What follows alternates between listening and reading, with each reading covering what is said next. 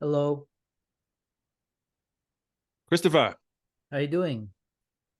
good mate. How are you? Good. Are you in Australia? Are you? I'm in South America at the moment, in Oh, Peru. okay. Peru. Oh, nice. Uh-huh. Okay. So you're a Whereabouts are digital you? nomad? I am, well, I'm not much of a nomad, but I've been working online for. Hey guys, welcome to this week's podcast episode. I've got a really fantastic guest for you today, John Wood, and he's got an online business. He's able to thrive, and he's living in Peru for the last 2 years. He's got a fantastic message around just self development, self improvement. He talks about burn your self help books, fire your life coach, ditch the meditation apps, which I'm really quite interested to hear about, and he's got a fantastic view on life, which I reason why I brought him on. So, John, welcome. Thank you, Christopher. It's good to be here, man. Yeah. So kind of set the stage. You have a really I was a digital nomad in 2016, learned from all these online entrepreneurs. They're building like, 7-figure businesses. They were ditching their 9 to 5, they didn't have any bosses or all this stuff. So talk about your story, your journey, and I'm excited to dive right into the conversation. Cool. Well, I mean, I've been in this game working online for 12, I think 2011, so 12, 13 years now. Originally from Sydney, Australia, and had a job at the time that I did not. It wasn't terrible, but it wasn't what I wanted to be doing. So I wasted a lot of time online while I was at this office, and somehow found a job listing, I suppose, for an internship doing marketing at some beach resorts in the Philippines. So I ended up moving to the Philippines for a year and staying at this couple different resorts, not getting paid money, but they basically gave me food and a room in exchange for me doing some marketing for them a couple days a week. And that was where it started. And that was, like I said, that was 2011. And after that, went to Thailand, spent 6, 7 years in Thailand, bounced around to a bunch of other places, 20, 25 countries. I don't know at this point. Now I'm in Peru, Yeah. in South America, building a business while also doing, I don't know if you're into psychedelics, but there's a big, ayahuasca, San Pedro, mushroom, psilocybin, all these things are starting to come into the mainstream. So, yeah, I've used my business, I guess, to come over to South America and explore a bit of that while I'm, balancing that with business as well. So, Yeah. yeah, man, it's been amazing. Yeah.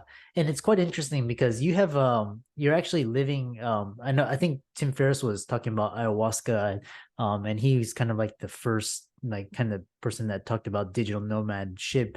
Um and one thing that I've talked to a lot of entrepreneurs about is basically a lot of them are into self-development, they've got life coaches, they've got their morning routine, cold shower, meditation apps, all of that. But you actually are anti all of that, and yet you're still able to accomplish what they have. So kind of talk about this, Mm. kind of it sounds like just kind of more minimalism and basically get to the core of things.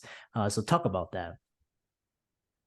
Yeah, so I mean, I've done all that stuff. I meditated 20 minutes a day for almost 10 years. I don't really do it anymore, but gratitude list, journaling, all the self-help books. Not all, there's too many to read, but like I've done all the shit that most people talk about, bro, like ice bars, breath work, affirmations, like all the stuff that gets recommended.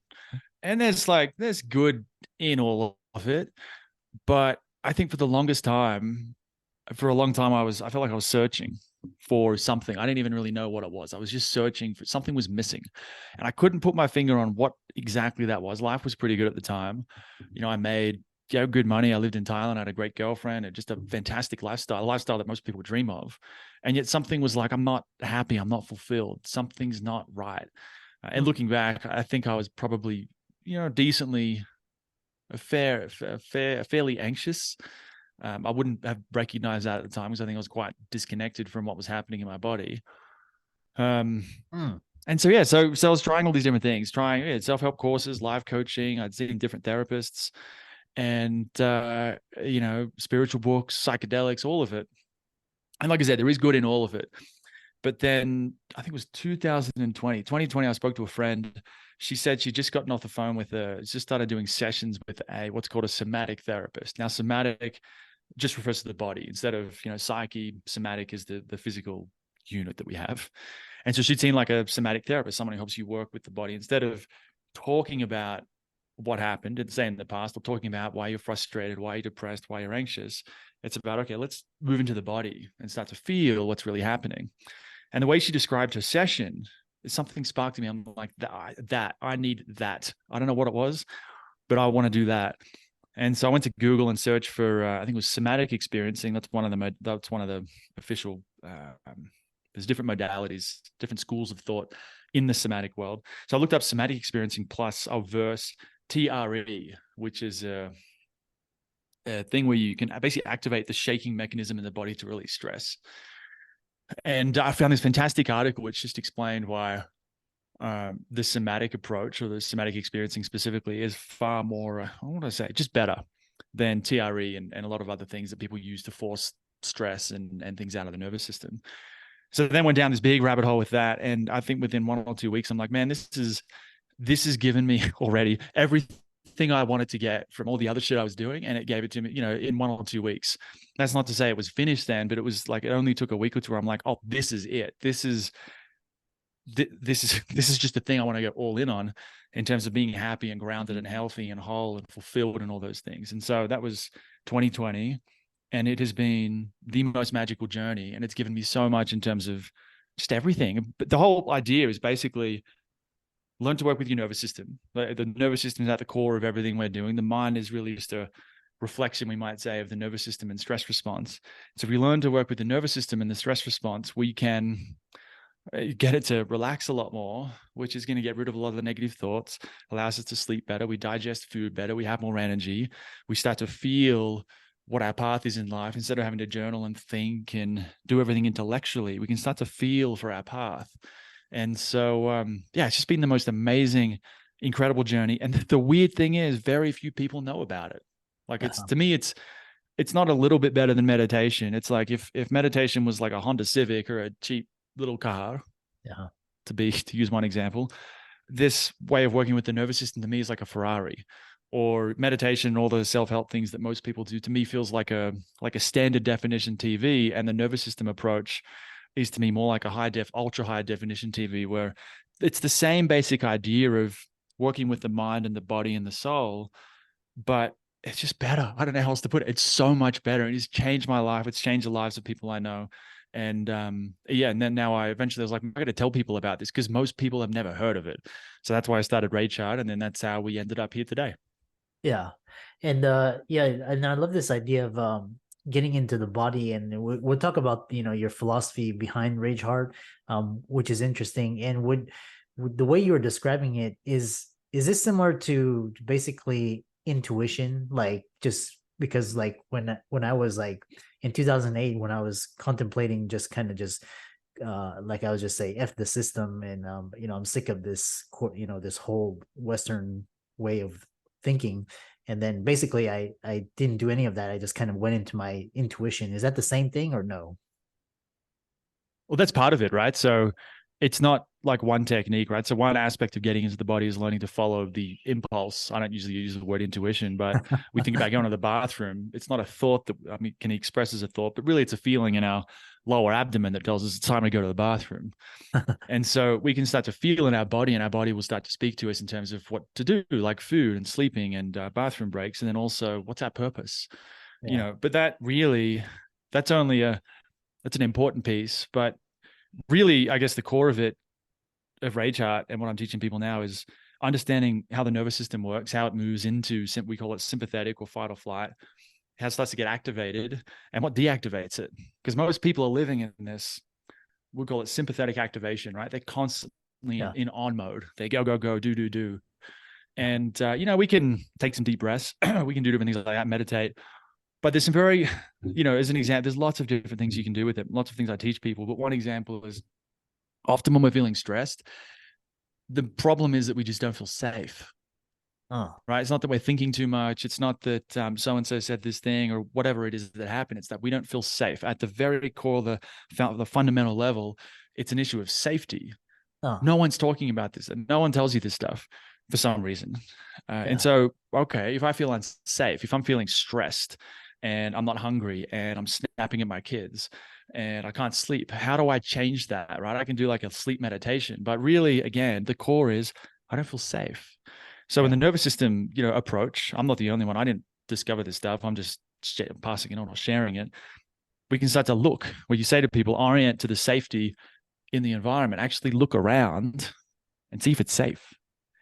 And this is the same thing. If you have cats or dogs, animals, because there's a sound, humans do it too. We're animals as well. There's a loud sound.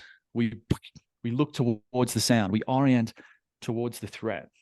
Yeah. It's like an instinctual, unconscious method of, is it a threat? Oh, it's not a threat. Okay, I can relax. And so sometimes when we've been spending a lifetime of stress, a lifetime of go and go and go, Uh, we don't do this as much as we should, or as much as would help us. So that's just one example. There's so many different things, ways of getting people into the body, ways of helping the system come out of that sympathetic activation and into relaxation. That's really a starting point, is safety, teaching people how to orient and yeah. see, is it actually safe here right now? And as Yeah. I look around or do that, how does that change how I feel? Yeah. Yeah, and really, it's really interesting the way you describe it, and we'll talk about some of the resources later on how you came about this. And so the next question is, so for example, like a lot of people, they have PTSD, or they get triggered. It's a lot of different things, and basically when they get triggered, they go into this fight or flight or this negative, and they run away. And so in this scenario, how would Rageheart help? Like what, like I know you say don't take a deep breath, but you talk about, feeling into the body with eyes wide open. How would somebody address these triggers with your system? I mean, it depends on it's like, how long do you have? How long can we talk for? But Yeah. I mean, at a basic level, it's that whether the trigger is right here, someone just yelled at me, right? Or there's a barking dog, something's like the threat is happening right now, Mm, or it happened 10 years ago or 30 years ago, whatever happened. It's yeah. almost like, as far as the nervous system is concerned, it's the same thing. It's happening right now. Like the feeling, the somatic, the experience of what's coming up it's as if it's happening right now. Uh-huh. So the tools are the same, right? So often when people go through severe stress, whether it's literally happening right now or it happened in the past, there's a tendency to disconnect, right? Oh, And I oh, think as Westerners, we're very good at this because we've spent a lifetime in our heads. Is we think we're feeling, well, I'm so angry, and it's like, well, that's a thought. That's like a intellectual or a conceptualization of a feeling. I'm angry. I'm so furious with you. But what does it feel like? Right? What does anger actually feel like in the body? What does uh-huh. fear feel like? What does shame feel like? I'm so ashamed. I'm so embarrassed. I feel like an imposter. These are all stories. They're all words. Words aren't feelings. We can't literally feel a word. And so when it comes to working with these kinds of things, it's helping people to start to feel, not to be like, well, I'm angry or I'm really scared or I'm really anxious, but to start to make contact with, okay, if I'm feeling, say, anxious, there might be a sense of butterflies, or I might say like a sense of movement down in my stomach area. I might Mm, find I have no appetite. If I gave it a temperature, I might say it feels a bit cold, right? And so uh-huh. now I'm starting to make contact with the raw sensation, the sensory experience of the feeling, not my verbal or description of the experience, if that makes sense. Yeah. And so that's why one of the schools that teaches this, somatic experiencing, that's the idea, experiencing the somatic, the physical expression of these things. And that's why it's about getting people into the body, because if we're not in the body, which means feeling what's happening in the body, Uh-huh. we can't actually experience it, and then it can't release, right? So if someone's got PTSD or there's a trigger, it's learning to, okay, that trigger, okay, that's interesting, that happened. What am I feeling in my body right now? Are my shoulders like kind of going up a little bit? Is my heart starting, like the chest starting to close? How does my sort of butthole or butt feel? Am I starting to clench that a little bit? Are you starting to learn to relax these parts? Yeah. And sometimes it can be like it's part of it's experiencing the feeling. Sometimes feelings just want to be felt, Yeah. but sometimes there's also like feelings want to be expressed. So we think about fight or flight. Flight would be running away. Fight would be attacking and destroying. And so what does that look like? Well, I mean, running away is pretty obvious. You could just run on the spot when you're feeling it. The alternative is to, well, for fighting, there's techniques where it's like learning to growl.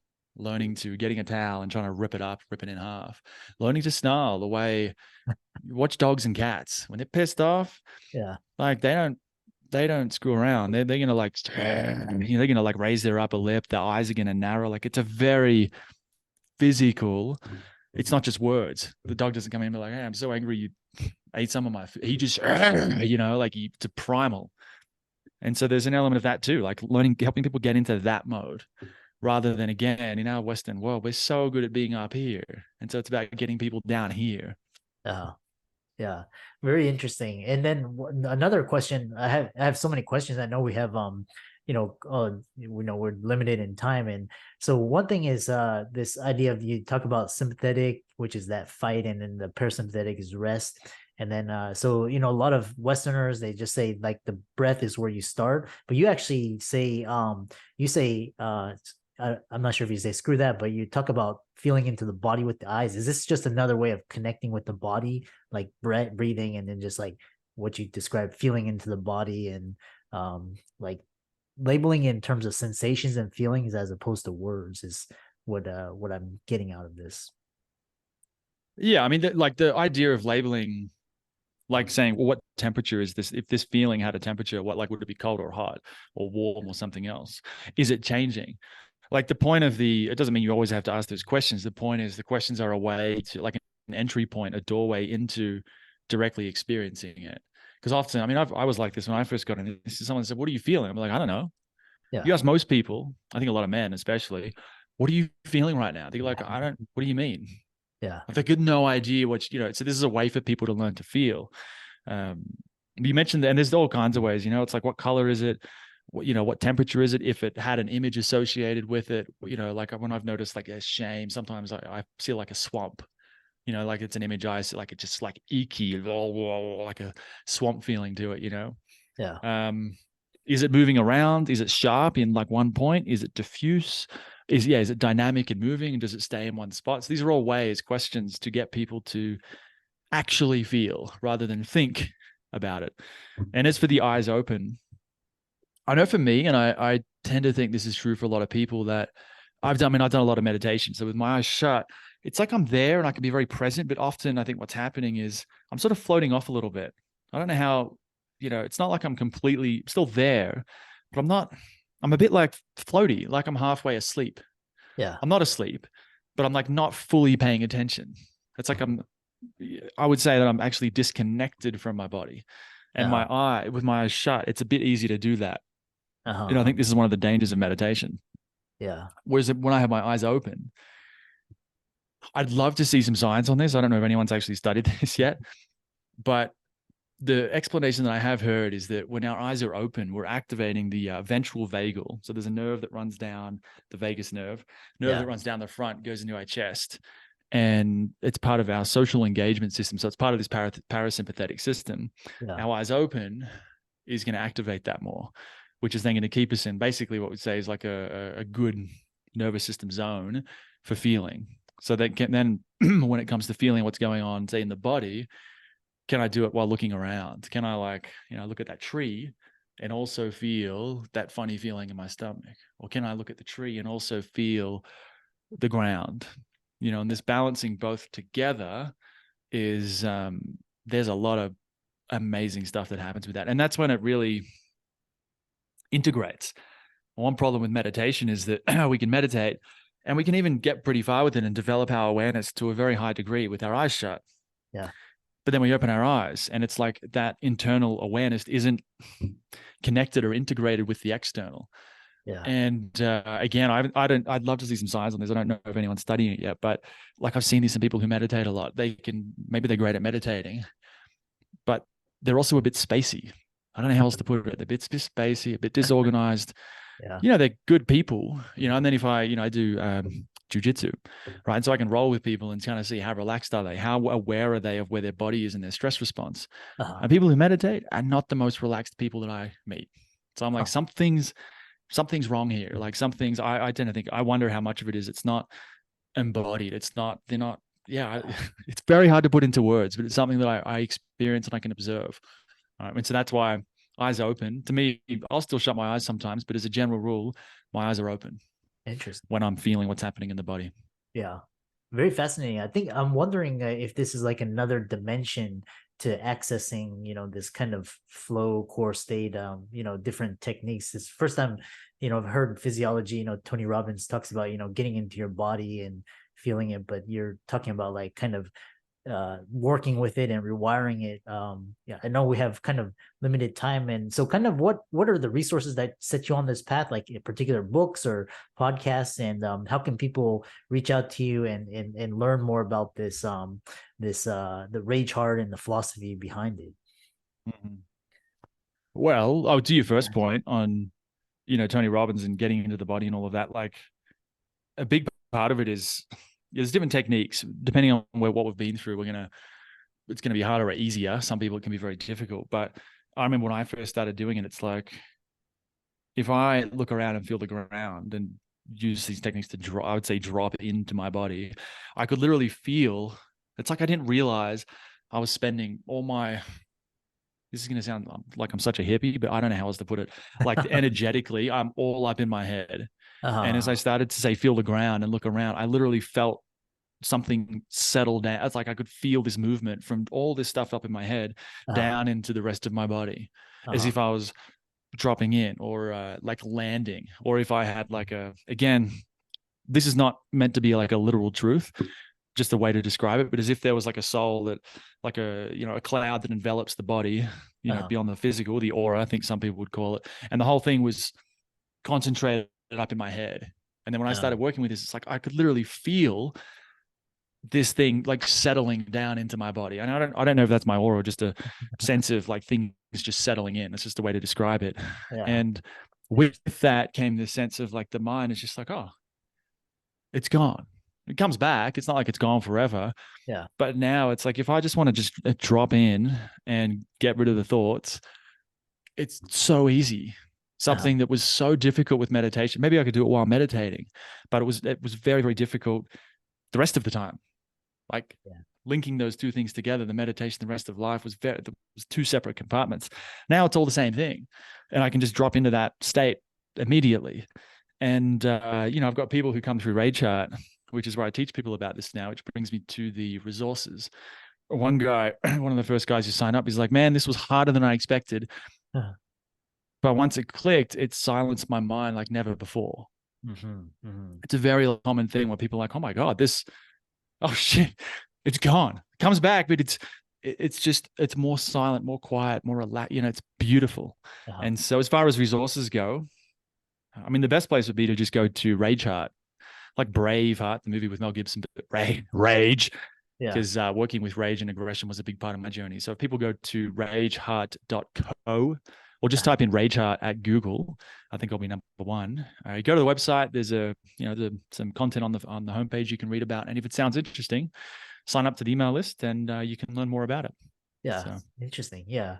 And then yeah, it's quite interesting. It's the way you just like kind of you're working with the energy, and I'm sure the way you describe it makes it sound like you've energetically feel lighter as opposed to heavier with all these thoughts and in your head. And uh fascinating. And so for all the audience out there, this quite interesting. All of John's resources will be in the links and show notes, and be sure to give him a like and follow. And with that, thanks so much for coming on. thanks, Christopher. Thanks for having me, mate. Cheers.